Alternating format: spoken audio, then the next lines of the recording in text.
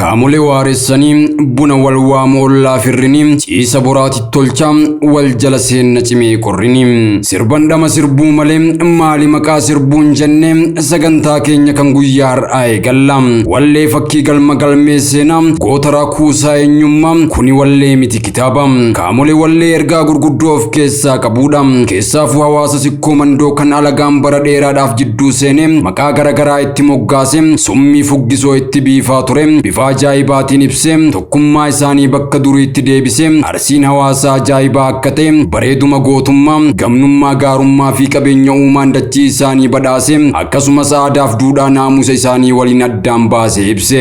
Ilmaan arsii duruu qaalluu qaruma ayyaantu warra rabbi meeshaa itti kenne arsii lafa baalli ujubaa safuu fi misaa ooydaa oromummaa uranii qaroominaa booroo ulfinaa hambaa gadaa fi seenaa kattaa gootawwanii da'oo da'oomaa ganda aadaa fi seenaan itti hafteen qabne ibroon sirba isaatiin saadee qoonqa isaatiin faayee viidiyoodhaan ulee dhiyeenya kana mijuu mi'aayaa fi daraaraa urgaayaa maqaa kaamolee itti moggaaseen wabbuuqachiiseera. Weellisaa Ibroo Ibsaa gidduu kana weelluu mata dureen isaa kaamolee jedhu ijaa fi gurra ummataatiin gaheera. Mata duree isaatirraa yookaanum jechi kaamolee jedhu kun jecha kaamettii jedhamurraa dhufe. Kaamettiin jecha dubartii beektuu harka toleetti cimtuu tan alaamanam sa'a nama isii akkatti qabattu beektu tan icciitii golaa fi golloo isiis tolchitee eeydum tan addaan baastee hubattu dubartii gaarummaan warra isii faana godaane tan safuu fi safeeffannaa abboota isiitiin faayamteedha. Ibroon kaamettii kaamolee godhee dhimmatti bahe. Egaa weelluun mata dureen isaa kaamolee jedhu kun dubartii kaamettii taate takka akka waan jaalatee fakkeessuun ergaawwan dhokatoodhama qaban kanneen waa'ee aadaa eenyummaa seenaa simboo fi kanneen biroo arsiin qabu irratti fuulleffatan baadhachiisee hawaasaan gahee jira. Arsiin ilmaan lama kanneen sikkoo fi mandoo jedhaman qaba. Gaafa dabareen ilmaan argachuu isaan geessu sikkoo ilmaan shan kanneen maqaan isaanii Wacaalem, Bullaallam, Waajim, Jaawwii fi Ilaannii jedhaman argate. Mandoo immoo ilmaan torba kanneen maqaan isaanii Raayyaa, Hawattuu, Kajawam, Wanawam, Utam, Waayyuu fi Biiltuu jedhaman argate. Akka maanguddoonni tokko tokko jedhanitti qubsumni ilmaan arsii lafa maqaan isaanii Baalem, Diida'am, Gadab akkasumas Albaso jedhamanidha. Haa ta'u malee namoonni qubsumni ilmaan arsii yookiin sikkoo fi mandoo laga waabee gamaa fi laga waabeen gamanaa jedhamuun beekama jedhanis ni jiru. Lafti laga waabeen gamanaa Baale jedhama. Lafti laga waabeen gamaa immoo Diida'a jedhama. Kanas ta'ee sana arsiin nafa Baale Diida'a Gadabii fi Albaso immoo lafa.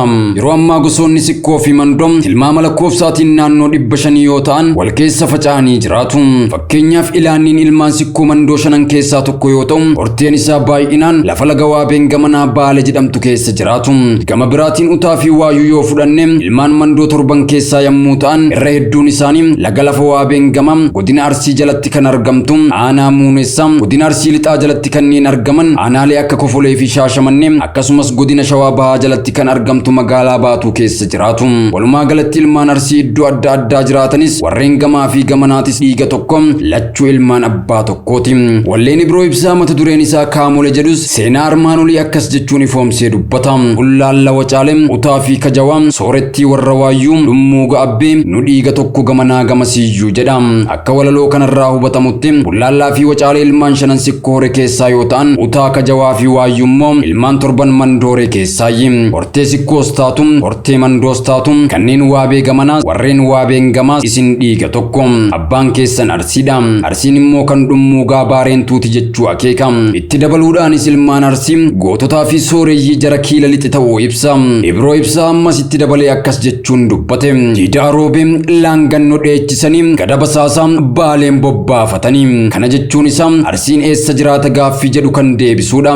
Ilmaan Arsii Diidaa laangannoo gadabiin akkasumas Baaleen keessa kan jiraatan ta'uu akeeka. Kana qofa osoo hin taane ilmaan Arsii iddoo adda addaa jiraatanis wal keessa jiraachuun wal quba qabaachuun qabeenyi isaa nama Arsii kan waloo isaanii ta'u walii isaaniitiif warra manaa malee keessummaa akka hin taane argatan waliin nyaatanii dhaban waliin agabuu bulu. Karaan ilmaan Arsii gargar ta'us garaan isaanii tokkicha jechuun qaroo qaariteen wallee kana keessatti ni agarra.